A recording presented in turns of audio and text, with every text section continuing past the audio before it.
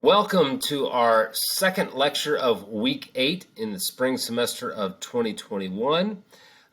Today we will continue our look at America in the 1920s, and we're going to take a look at how American lives changed outside of work, outside of school, with the technological and social changes that enabled Americans to really partake in leisure and diversions, if you will. And so we will take a look at all of those changes that really changed how Americans lived outside of their work, for the most part, for adults, and school for children. That will be our focus for today's lecture.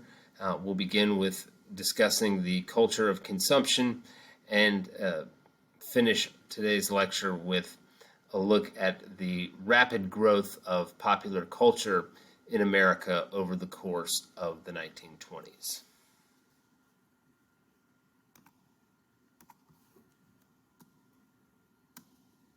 So let's begin by taking a look at consumption. What do I mean by consumption? Quite frankly, I mean Americans buying goods that were unavailable and unnecessary in previous generations of Americans. We've talked a little bit about, or quite a bit about, I should say, about America's development from an agricultural-based economy to an industrial-based economy over the course of the final decades of the 19th century and the early 20th century. That entailed many Americans moving into cities, some of them from rural communities in America, others immigrants coming over to America from Europe and other places.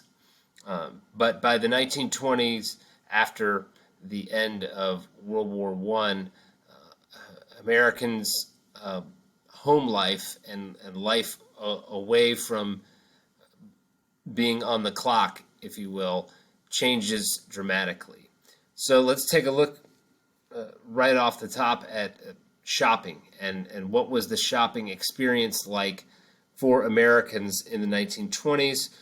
If you recall, earlier this semester we discussed mail order catalogs and how those came into existence in the late 19th century and really kind of gained a foothold across America in the 1890s because it allowed rural Americans the opportunity to shop for some of the same goods that their urban American counterparts could acquire from their local stores. And it also provided an avenue for African Americans, particularly African Americans in the South, to purchase goods without having to deal with potentially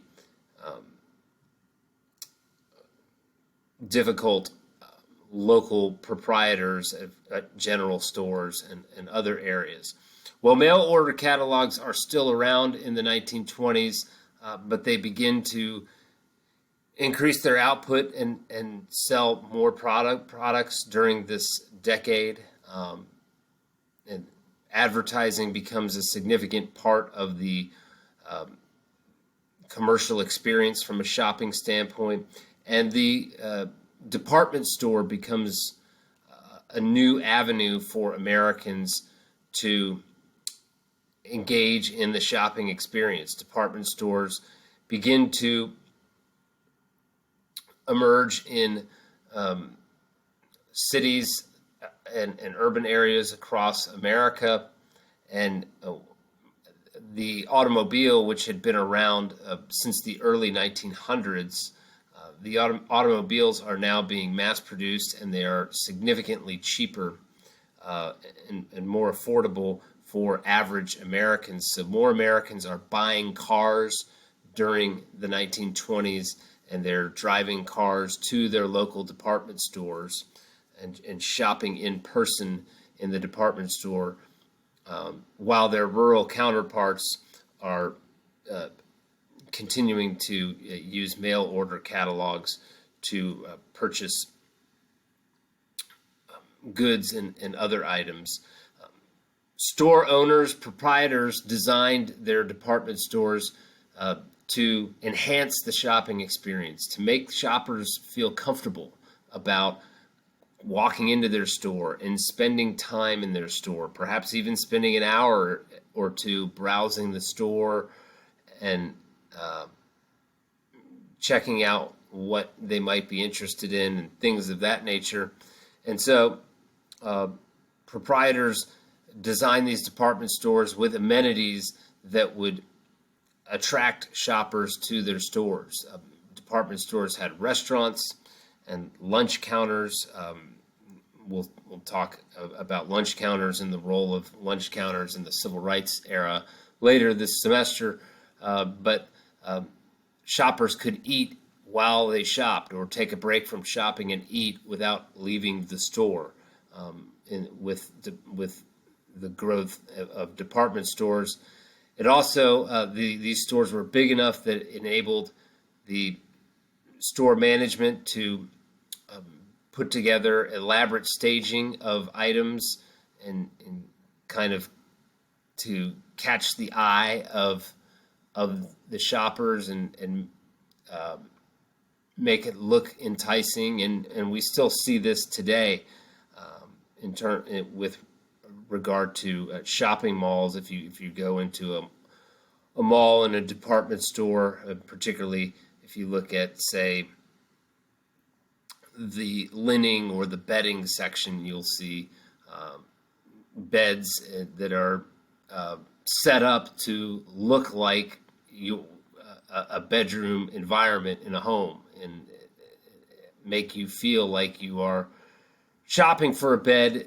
but in the environment in which that bed might look within your own home. And this type of stagecraft, for lack of a better term, has its origins with the advent of department stores in the 1920s. There were also babysitting stations within the department stores, so shoppers that had kids, especially women, if they were shopping during the daytime while their husbands might be at work, they could have their kid supervised and looked after by employees of the store while they browsed the department store for the items they were interested in potentially purchasing. I mentioned that cars became more affordable during the 1920s, and they were mass-produced. Also, automobile companies begin to allow consumers to use credit as a method of financing their car purchases, and that also adds to, also becomes a contributing factor, I should say, for Americans purchasing cars in bulk during the 1920s. What does that mean now that America becomes is beginning to become something of an automobile nation, a car country, if you will? We'll see this in much larger detail over the middle part of the 20th century and in the post-World War II era, but it begins in the 1920s as more roads are built across America, because more Americans have cars and they're willing to travel longer distances than they did before they owned an automobile, now that they have their own personal vehicle. So that results in the construction of roads, the construction of an opening of gas stations and roadside motels and diners and things that we sort of kind of think about as having always been part of the American traveling experience. They became these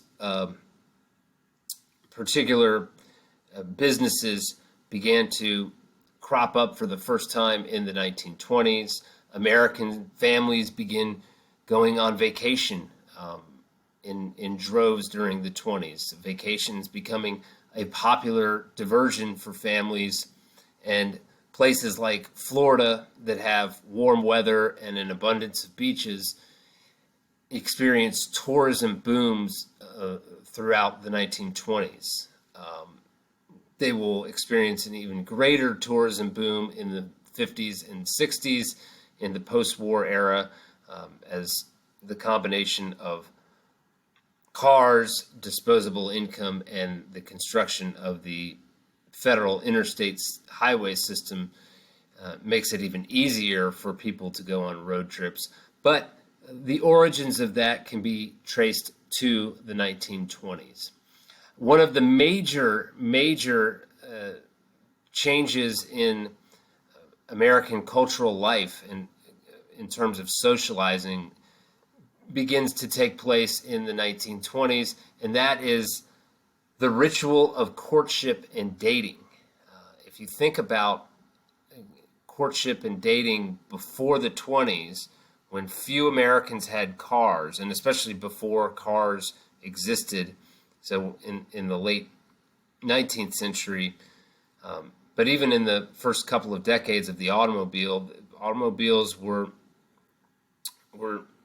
not necessarily scarce, but they were luxury items for most families. They become more prevalent across America during the 1920s. So instead of the old-fashioned manner of courtship, in which would involve, say, a young gentleman arranging a visit to the family home of the young woman that he was courting, and once upon arriving at her residence, the young couple would sit in the parlor or perhaps on the front porch, but they would often be under the supervision of the woman's family.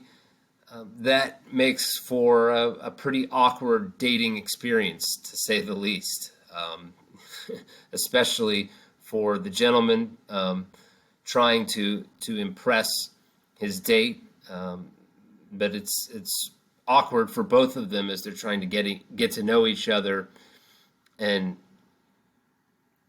enhance their potential for a romantic relationship in a fishbowl type environment.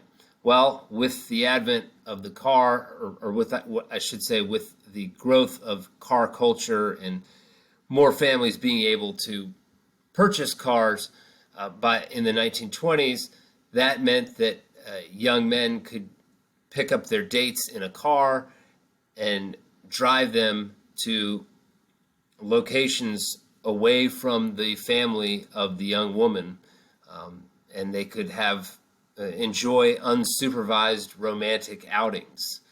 Maybe that's a dinner at a restaurant. Maybe that's a trip to the local movie theater to watch a movie. Maybe it's just driving anywhere else away from the woman's home. But the bottom line is that it dramatically changed dating culture, and it frankly made dating more popular.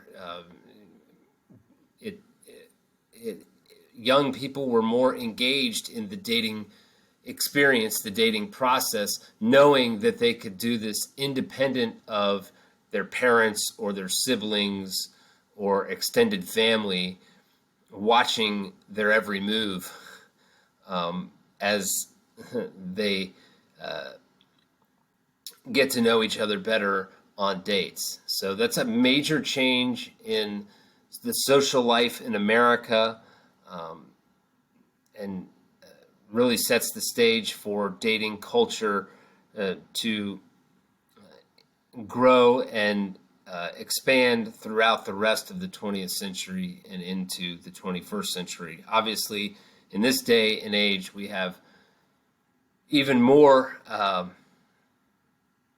technological advancements and other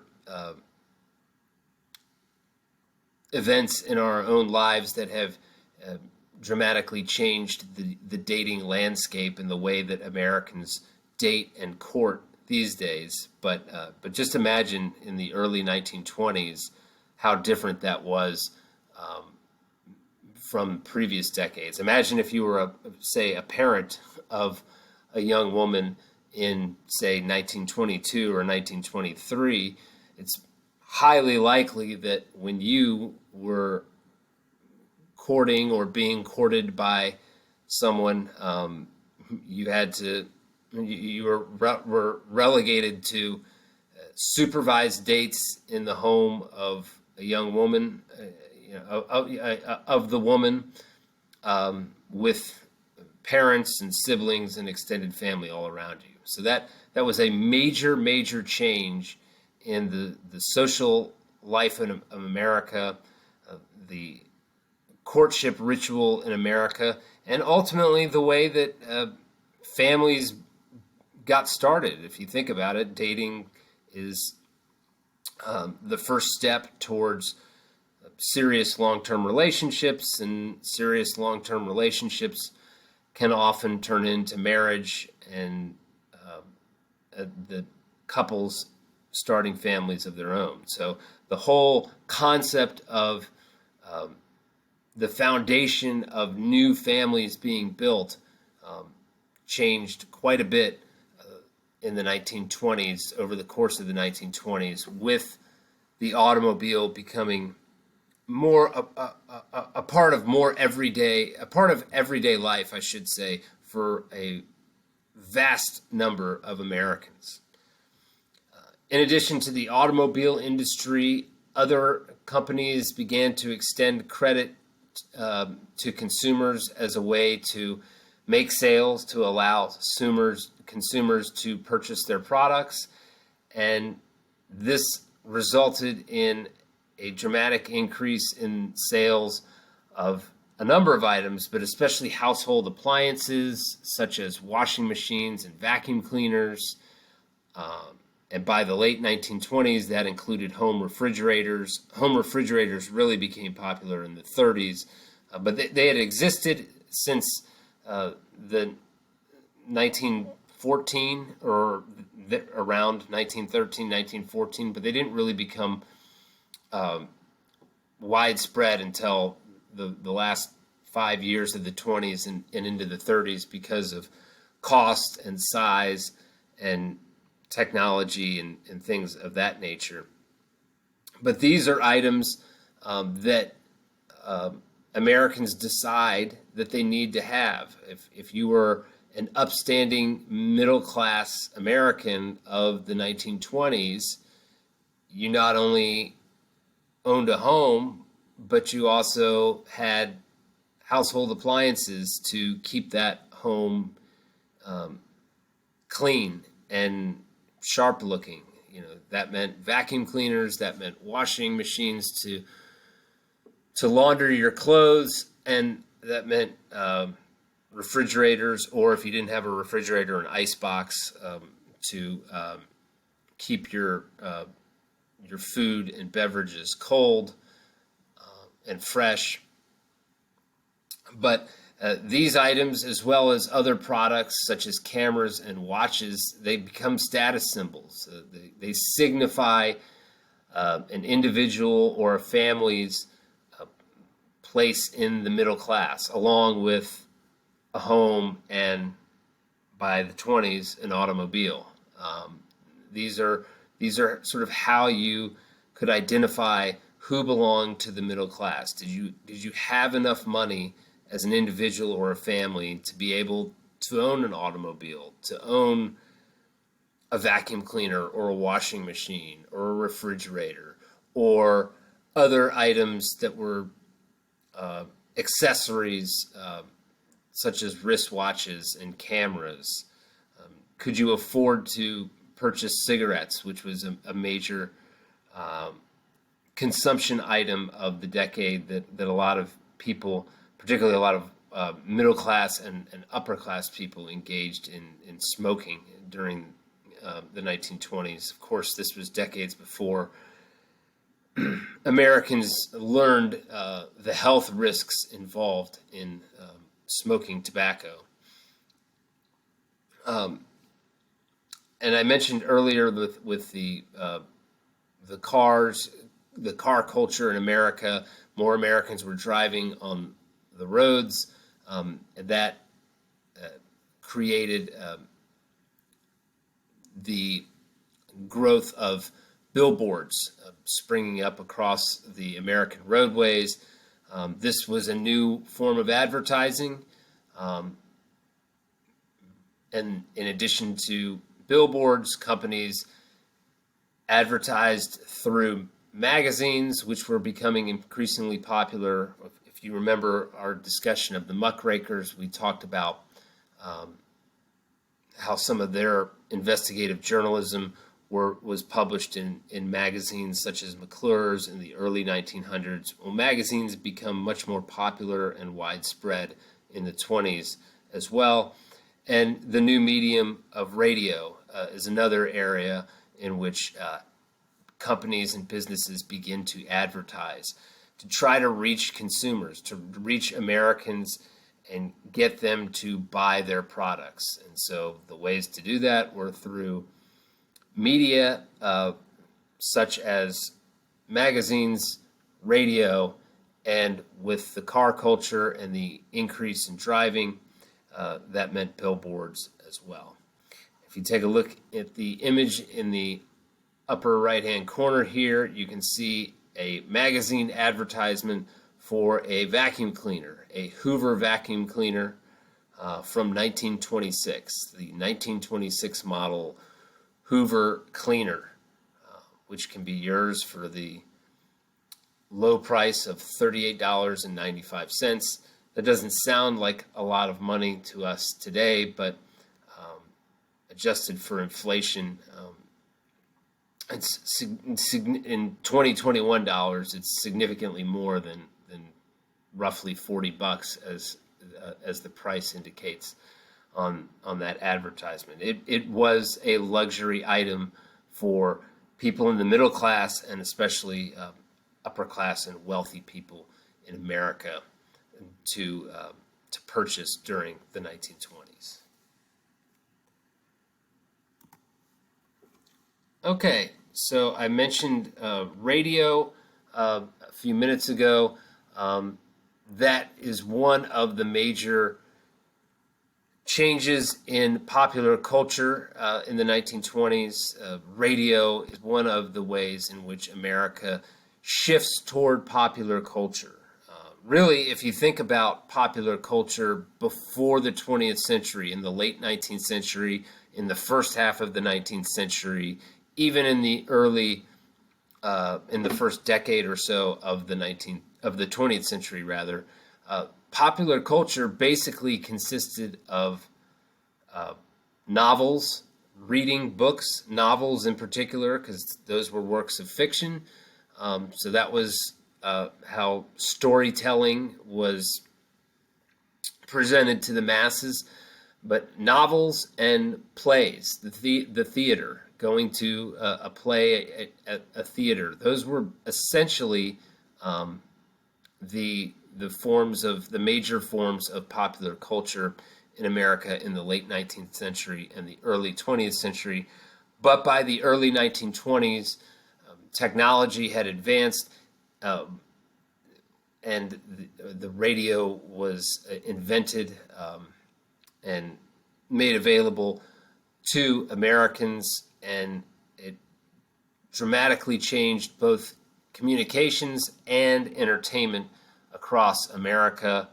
By the end of the 1920s, roughly half of all American homes contained a radio.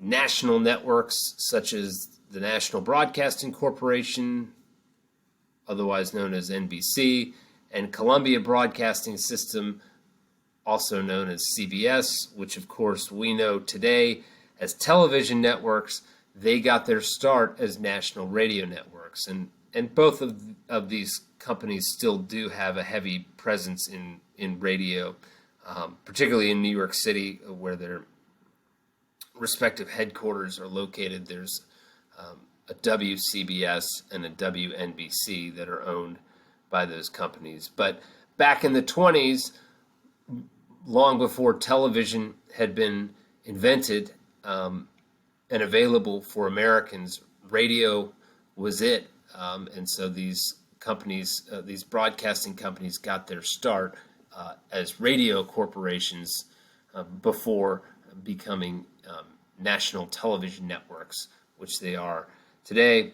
The NBC and CBS both broadcast news over their radio stations, as well as serial programs for entertainment purposes. And the networks sold sponsorships to major companies, which created another avenue for businesses to reach consumers through advertising. So we have magazines, we have billboards, and we have radios. And what typically was the case was companies would sponsor a specific program or a specific hour of news on NBC or CBS, and those stations, like they do with television, today, where they have affiliate stations across the country, they had affiliate radio stations across the country. So if you were a business and purchased a sponsorship at one of those networks, it would be heard on affiliate stations across the country. Maxwell House Coffee Company was one of the major sponsors of radio broadcasts. There was a Maxwell House hour on one of the major national radio networks in the 1920s. One of the most popular genres of the entertainment side of radio were serial shows that aired in the afternoons and became particularly popular among women who were, most women during this time period were housewives in America while their husbands were out working in factories or in offices. They were basically keeping housekeeping, keeping up their own house and doing errands and things of that nature. But in the afternoons, they would listen to these fictional serial radio programs.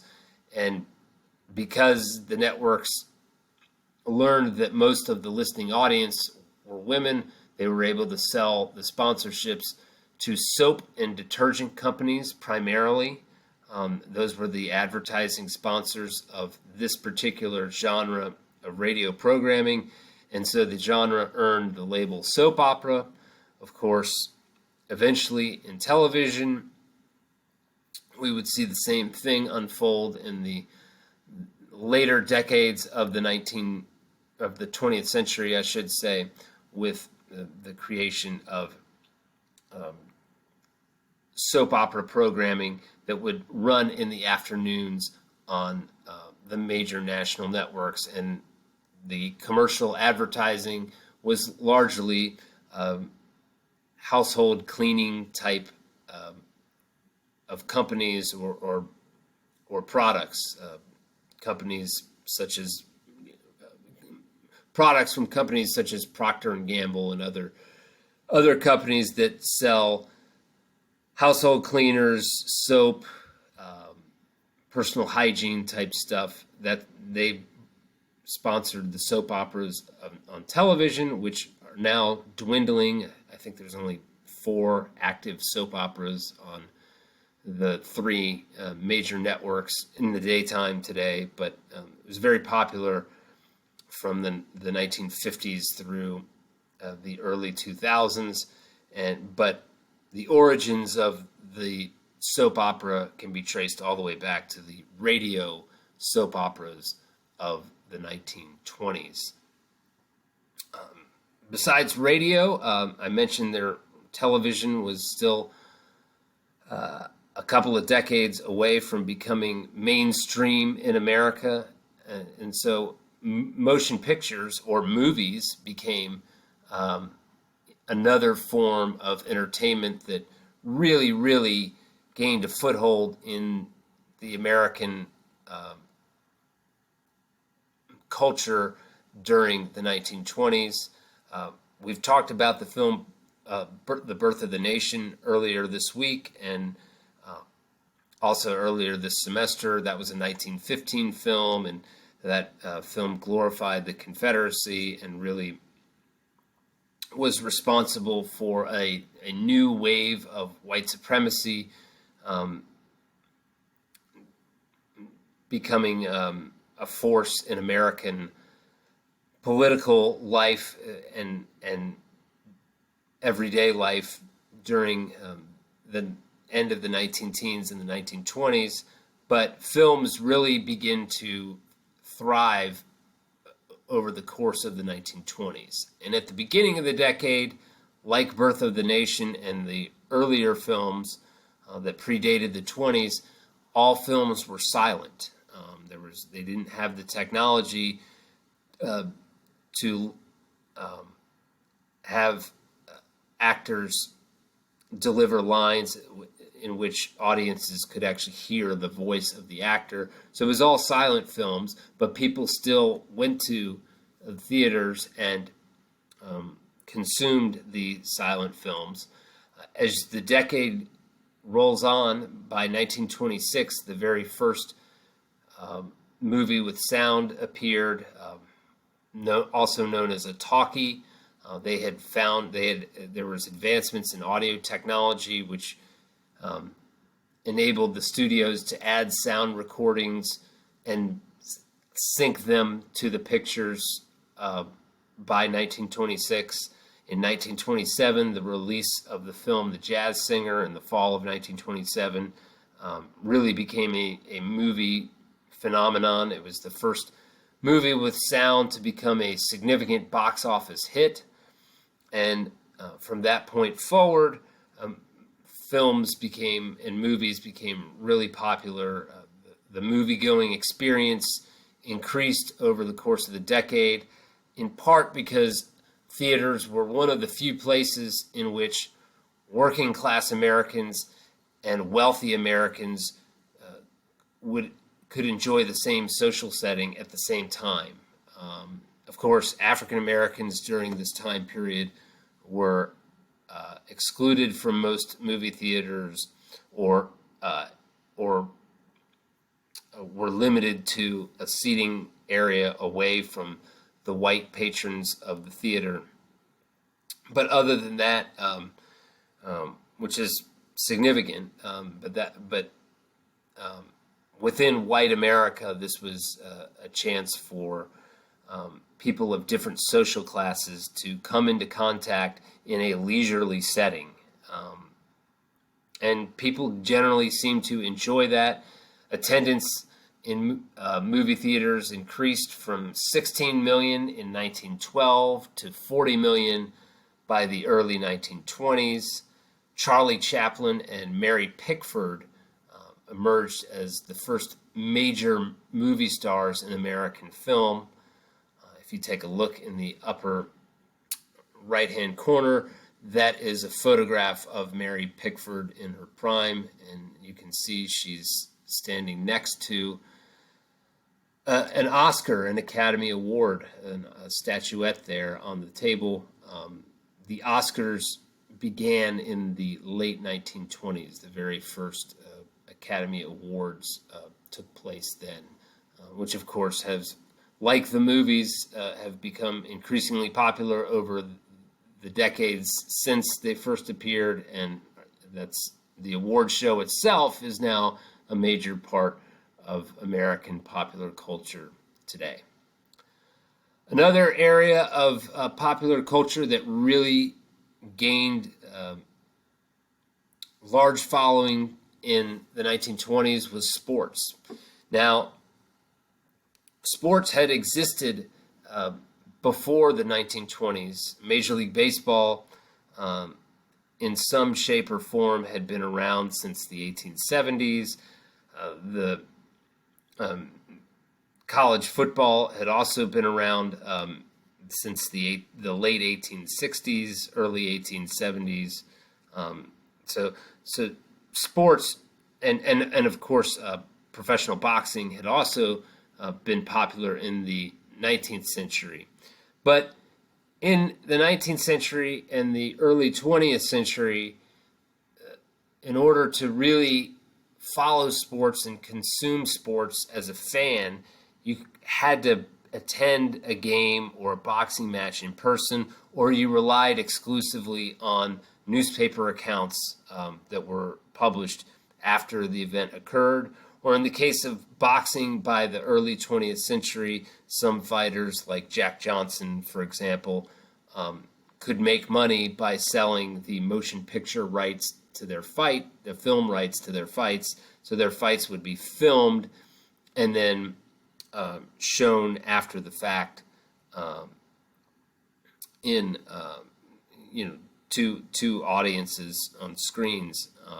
But with the development of radio and the popularity of radio in the 1920s, all of a sudden these sports grew in popularity because radio networks had the technology available to carry the live play-by-play broadcast of games and boxing matches over the air, and it became a major hit with American citizens across the country. Americans eagerly gathered around their radios to listen to the games involving their favorite teams and the biggest boxing matches of the era.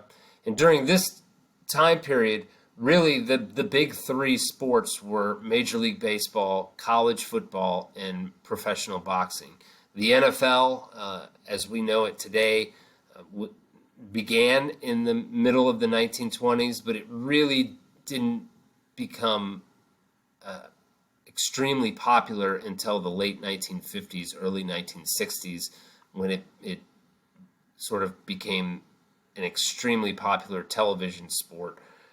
College football in the 1920s and the 1930s and even into the 40s was more popular and garnered a larger amount of media coverage and attention and fan interest than pro football did.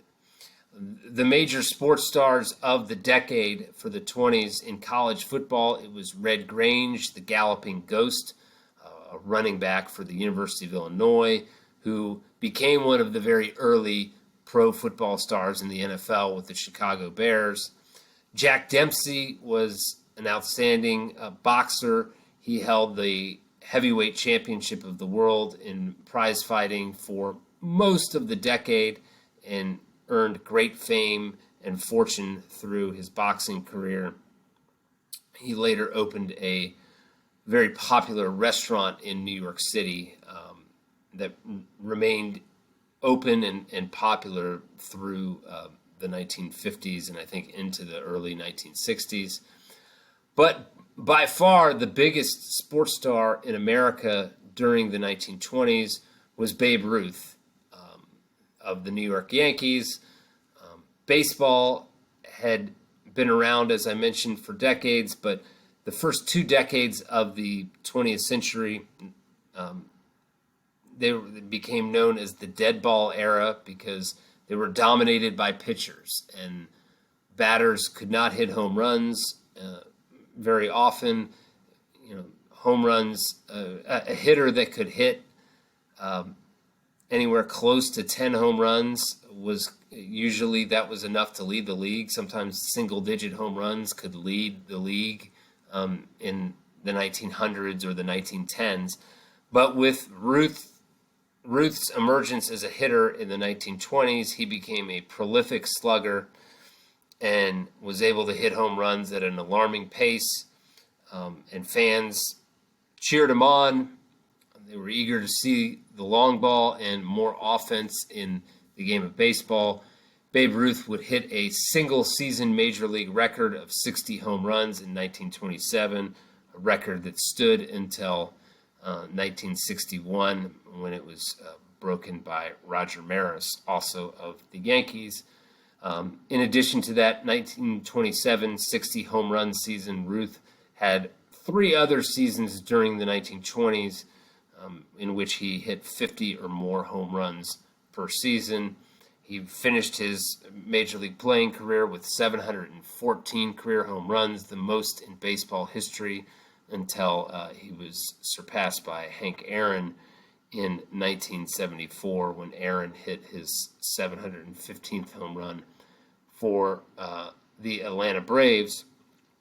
Ruth was so popular and so successful that he earned tremendous salaries, and by 1930, at the end of the decade, he earned a salary of approximately $75,000 to $80,000 annually, which was more money than Herbert Hoover, who was the president of the United States at that time, was making. It's not uncommon or shocking for us now to see sports stars or movie stars making higher salaries than the president of the United States, but it was an uncommon thing to learn about during the 1920s. And when Babe Ruth was asked about the size of his salary and by reporters who pointed out that he had earned more than President Hoover, he reportedly responded, "Yeah, but I had a better year than he did last year."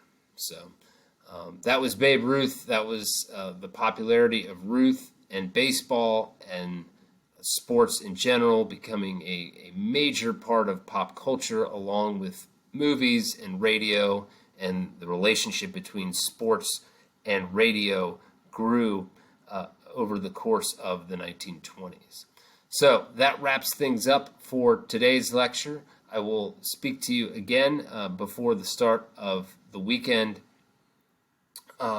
as we continue to look at the tumultuous 1920s and the significant impact within American history of this noteworthy decade.